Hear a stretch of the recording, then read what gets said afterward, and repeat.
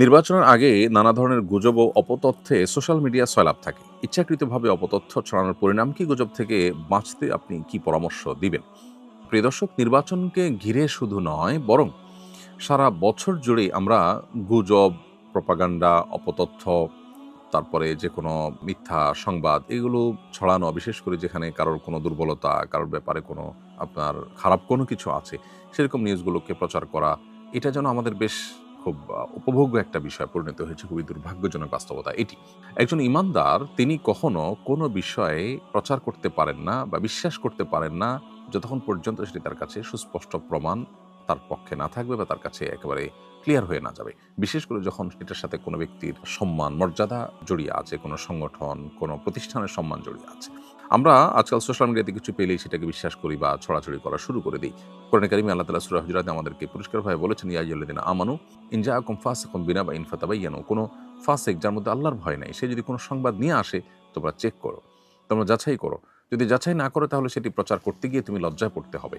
এমন হতে পারে তুমি প্রচার করার পর জানতে পারলে যে বিষয়টা সঠিক ছিল না, অপতথ্য ছিল, গুজব ছিল। এজন্য রাজনৈতিক স্বার্থ হাসিল করবার জন্য হোক বা অন্য কোনো কারণে প্রতিপক্ষের বা কোনো ব্যক্তির কোনো ব্যাপারে কোনো নেগেটিভ কিছু পেলেই সেটাকে আমরা প্রচার করা শুরু করব না, যতক্ষণ পর্যন্ত সেটির ব্যাপারে আমাদের নিশ্চিত ধারণা তৈরি না হবে। আল্লাহ কোরআনে কারিমে বলেছেন, ওয়ালা তাকফু মা লাইসা লাকা বিহি ইলম, যে বিষয়ে তোমার সুস্পষ্ট ধারণা নেই সে বিষয়ে কোনো অবস্থান তুমি গ্রহণ করতে যাবে না।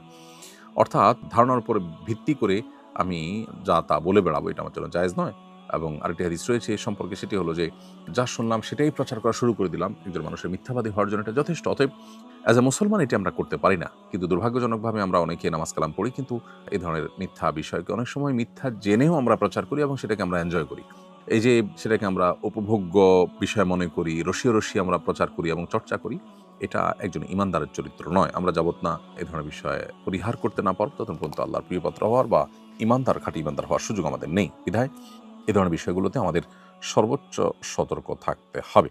নির্বাচন অথবা ভোটের রাজনীতি অথবা রাজনৈতিক স্বার্থ হাসিলের জন্য প্রতিপক্ষ যদি ফাসিকও হয়, ইসলাম বিমুখ হয়, এমনকি যদি অমুসলিমও হয়, তাহলেও তার অথবা সেই প্রতিষ্ঠানের নামে গুজব ছড়ানো, ইচ্ছাকৃত গুজব তৈরি করা, এটা কোনো অবস্থাতে আমাদেরকে ইসলাম অ্যালাউ করে না। অতএব এটাকে আমাদের পরিহার করতে হবে এবং দায়িত্বশীল মুসলমান হতে হবে। কোনো মুসলমানের দোষ পেলে এক শ্রেণীর মানুষকে দেখা যায় তারা গঠনমূলক সমালোচনা না করে ইসলামিক সিম্বল নিয়ে ব্যঙ্গ করে। আপনার বিবেচনায় এদের মূল উদ্দেশ্য আসলে কি? ভুলের সমালোচনা করা নাকি ইসলাম ব্যঙ্গ করা? প্রায় সময় দেখা যায় দাড়ি টুপি পরা কোনো মানুষ তাদের কোনো ভুল প্রকাশ পেলে দেখা যায় দাড়ি নিয়ে বাজে কথা বলা হয়। অনেক সময় যে মানুষগুলোর অন্তরের মধ্যে ইসলামের প্রতি প্রচণ্ড বিদ্বেষ তারা লালন করে, আমাদের সমাজে এরকম মুনাফিক বহু আছে যে মুসলমান সমাজে বসবাস করছে, কিন্তু তার অন্তরে আসলে ইসলামের প্রতি বিদ্বেষ আছে। তো এরকম মানুষগুলো তারা আসলে এই সমস্ত সুযোগগুলোতে তাদের যে খোলস, তাদের যে মুখোশ, সেটা থেকে তারা বেরিয়ে আসে। ফলে তারা দাড়ি নিয়ে অনেক বাজে মন্তব্য করতে থাকে। অনেক সময় দেখা যায় যে হয়তো এই পর্যায়ের ইসলাম বিদ্বেষী না, কিন্তু ইসলাম সম্পর্কে ধারণা না থাকার কারণে এই কাজগুলো করে থাকেন। কোনো ব্যক্তি বিশেষকে ব্যঙ্গ করার জন্য বা বিদ্রূপ উপহাস করার জন্য বা তার কোনো অন্যায় কাজকে ডিসকারেজ করার জন্য এরকম কেউ বললেন, সেটা হয়তো সাধারণ গুনাহের পর্যায়ে পড়বে। কিন্তু দাড়ির প্রতি বিদ্বেষ বা ধর্মের প্রতি বিদ্বেষ বা ধর্মচর্চাকে তাচ্ছিল্য করা, উপহাস করা, এটার জায়গা থেকে কেউ যদি এরকম করেন, তাহলে তিনি মুসলিম পরিচয় ধারণকারী হয়ে থাকলে এর মাধ্যমে তিনি ইসলাম থেকে খারিজ হয়ে যাওয়ার মতো ভয়াবহ পর্যায়ে কিন্তু যেতে পারেন। খুবই জঘন্য একটি বিষয়। অতএব এ ব্যাপারে আমাদের আল্লাহকে ভয় করা উচিত, সেই সাথে দায়িত্বশীল মানুষ হওয়া উচিত। এর জন্য মুসলিম হওয়া জরুরি না, একজন সচেতন, সতর্ক এবং কমন সেন্স ওয়ালা একজন মানুষ হওয়া যথেষ্ট, যে কোনো ব্যক্তিকে সমালোচনা করতে গিয়ে তার ধর্ম, তার ধর্মচর্চাকে আমি সমালোচনা করতে পারি না। একজন মানুষ কোনো কারণে খারাপ কাজ করেছেন, তার বহু ভালো কাজ আছে, তার ভালো কাজগুলোকে নিয়ে আমি যদি আপনার উপহাস করা শুরু করে দেই, তাহলে সেটা দায়িত্বশীলতার পরিচয় হয় না। বিশেষ করে অন্তত সেটার সাথে যখন মানুষের আবেগের সম্পর্ক আছে, তার চাইতে বেশি সেটা যখন আমার ইমানের সম্পর্ক থাকে এবং আমার আইডেন্টিটি নিয়ে টানাপোড়েন সৃষ্টি হতে পারে যদি আমি এই জাতীয় উপহাস করি, এরকম জায়গায় আমাদের সতর্ক থাকাটা কাম্য। 40 দিন তাকবীরে উলার সাথে সালাত আদায় করলে নাকি মুনাফিকি থেকে চিরতরে মুক্ত হওয়া যায়? কথাটা কি বিশুদ্ধ?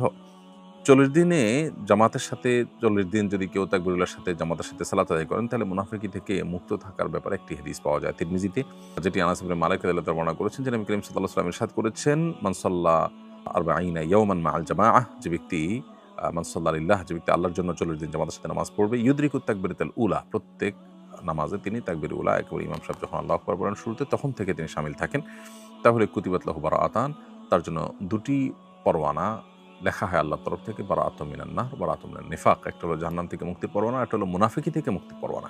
হাদিসের এই বর্ণনাটিকে অনেক মুহাদ্দিসরা দঈফ বলেছেন, অনেকে এটাকে গ্রহণযোগ্য বা হাসান বলেছেন। যেহেতু আমল জাতীয় বিষয় এবং এ সম্পর্কে আরও যেসব বর্ণনা আছে সবগুলো মিলিয়ে এটাকে আমলযোগ্য বলা যায়, এবং 40 দিন তাকবীরের সাথে নামাজ পড়ার যে চেষ্টা, সে চেষ্টা প্রশংসনীয় চেষ্টা বলা যায়। 80 বছর বয়সী মাজুর মহিলা হঠাৎ উত্তরাধিকার সূত্রে 10 লক্ষ টাকা পেলে তার উপর কি বদলি হজ করা ফরজ হবে? 80 বছর বয়সী মাজুর মহিলা যদি উত্তরাধিকার সূত্রে এমন টাকা পান যেটা দিয়ে হজ করা যায়, তাহলে সেক্ষেত্রে তার উপরে হজ ফরজ হবে। তিনি যদি শারীরিকভাবে সক্ষম হন গিয়ে হজ করার মতো, তাহলে সেক্ষেত্রে তার সাথে একজন মাহরাম সাথে নিয়ে যাওয়ার মতো টাকা হলে তখন তার উপর হজ ফরজ হবে। আজকাল 10 লাখ টাকায় বাংলাদেশ থেকে হজ করা যায় না। যদি যায় তাহলে সেক্ষেত্রে 10 লাখ টাকায় যথেষ্ট তার হজ ফরজ হওয়ার জন্য, যদি তিনি ফিজিক্যালি সুস্থ হন এবং সাথে কোনো মাহরাম নিয়ে যাওয়ার মতো ব্যবস্থা তার কোনোভাবে থাকে। মাহরামের চেইনটা কিন্তু অনেক বড়, অতএব একজন না একজন পাওয়ার কথা এখানে। অতএব একজন নারী তিনি নিজের এবং সাথে মাহরামের টাকা জোগাড় করতে পারলে হজ ফরজ হয়। সে টাকা জোগাড় হয়েছে এবং তার শারীরিক কন্ডিশন ভালো হজ করে আসার মতো, তাহলে তার উপর হজ ফরজ হয়ে গেছে, ফিজিক্যালি গিয়ে হজ করতে হবে তাকে। আর যদি শারীরিকভাবে তিনি অসুস্থ হয়ে যান, অপারগ হয়ে যান, তাহলে সেক্ষেত্রে তিনি বদলি হজের ব্যবস্থা তাকে করতে হবে, অর্থাৎ অন্য ব্যক্তি যিনি নিজের হজের আগে আদায় করেছেন এরকম কোনো ব্যক্তিকে পাঠিয়ে তার পক্ষ থেকে হজ করাতে হবে। ইনশাআল্লাহ তাতেও তিনি দায়মুক্ত হবেন। আজানের সময় কুকুর কাঁদলে কি কোনো ধরনের বিপদের ইঙ্গিত বহন করে? মাকে প্রায় দেখি আজানের আগে বাড়ির আশপাশে কোনো কুকুর থাকতে দেন না। আজানের আগে বা আজানের সময় কুকুর কান্নাকাটি করলে বা চিৎকার চেঁচামেচি করলে সেটি কোনো খারাপ লক্ষণ নয়, বা আপনার অন্তত সেটা দেখে কুকুর তাড়িয়ে দেওয়ার জন্য বিশেষ কোনো কসরত করার আলাদা করে প্রয়োজন নেই। তবে এটা ঠিক যে আজান শুনলে শয়তান পলায়ন করে। আর আরেকটি হাদিস থেকে আমরা জানতে পারি যে শয়তান কুকুরের আকৃতি অনেক সময় ধারণ করে। এখন কোনো শয়তান কুকুরের আকৃতি ধারণ করে আছে এমনটি হতে পারে, আবার কুকুরের উপর শয়তান ভর করতে পারে। সব মিলিয়ে আজান শোনার পর বিচলিত হওয়া, বিশেষ করে আপনার সহ্য করতে না পারা, এটা শয়তানের ব্যাপারে শরীয়তে বলা হয়েছে বা হাদিসে বর্ণিত হয়েছে। এজন্য আপনার এই টাইপের ইস্যু যদি আসে, তাহলে সেক্ষেত্রে শয়তানের কাছ থেকে আল্লাহর কাছে পানা চাইবেন, শয়তান যেন আপনাকে আমাদেরকে ক্ষতিগ্রস্ত করতে না পারে। আর কুকুরের কান্নাকাটির আরেকটা আপনার সায়েন্টিফিক ইস্যু আছে, সেটা হলো যে কুকুর সাধারণত খুব অল্প শব্দ অনেক জোরে শুনতে পায়। যখন মাইকে আজান হয় বা মাইকে কোনো শব্দ হয়, তখন আসলে কুকুর সেটা আমরা যতটা শুনতে পারি তার চেয়ে অনেক বিকট আওয়াজে শুনতে পায়। তখন তার মধ্যে ছটপটে ভাব দেখা দেওয়ার কারণ থাকতে পারে, সেটাও হতে পারে। তো সব মিলিয়ে খোলাসা কথা হলো যে আজানের আগে কুকুর কান্নাকাটি করলে এটা কোনো বিপদের ইঙ্গিত বহন করে না। অতএব এটাকে বিপদের ইঙ্গিত বহন করা, বিশ্বাস রাখা সঠিক নয়। তো আমি পেয়ারার ব্যবসা করি। পেয়ারা মাখা সুস্বাদু করতে স্যাকারিন মিশ্রিত সরিষা বাটা দিতে হয়। স্যাকারিন মিশ্রিত সরিষা বাটা দিয়ে পেয়ারা বিক্রি করা জায়েজ হচ্ছে কিনা? স্যাকারিন মানুষের জন্য অন্যান্য যে সমস্ত কেমিক্যাল আছে যেগুলো অনেক বেশি ক্ষতিকর, সেরকম স্লো পয়জন টাইপের কোনো কিছু যেহেতু না, অতএব এটা হারাম হবে বলা যাবে না। তবে অস্বাস্থ্যকর যে কোনো বিষয় থেকে আমাদের আসলে বেঁচে থাকার চেষ্টা করা উচিত। সেই জায়গা থেকে আপনার বিকল্প কোনো ভালো চিন্তা করা যেতে পারে।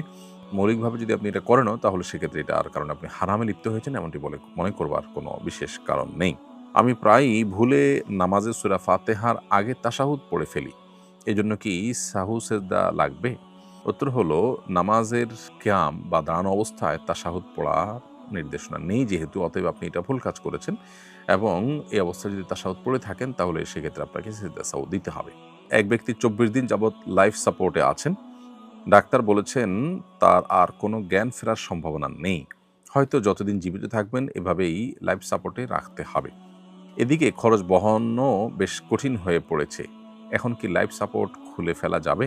ডাক্তার বলেছেন খোলার 10-15 মিনিটের মধ্যেই হয়তো তিনি মারা যাবেন। সমাধান কামনা করছি। দোয়া করি আল্লাহ তাআলা আপনাদের ইস্যুকে সহজ করে দিন ভাই। আর সেই সাথে আপনার প্রশ্নের উত্তর হলো যে লাইফ সাপোর্ট এর ইয়েটা যদি খুলে দেওয়া হয়, তিনি দুনিয়া থেকে চলে যেতে পারেন, এই আশঙ্কা তৈরি থাকলেও সেটি খুলে দিলে আশা করা যায় আপনারা গুনাহগার হবেন না, যদি লাইফ সাপোর্টের এই পুরো খরচ, ব্যয় এটি বহন করার সামর্থ্য আপনাদের না থাকে। তাহলে জমিজমা বিক্রি করে একেবারে আপনার ধার দেনা করে হলেও লাইফ সাপোর্ট দিয়ে তাকে এভাবে টিকিয়ে রাখতে হবে, এটা আপনার জন্য আবশ্যক নয়। যদি আপনাদের সে সামর্থ্য না থাকে, তাহলে আশা করা যায় লাইফ সাপোর্ট খুলে ফেললে আপনাদের গুনাহ হবে না।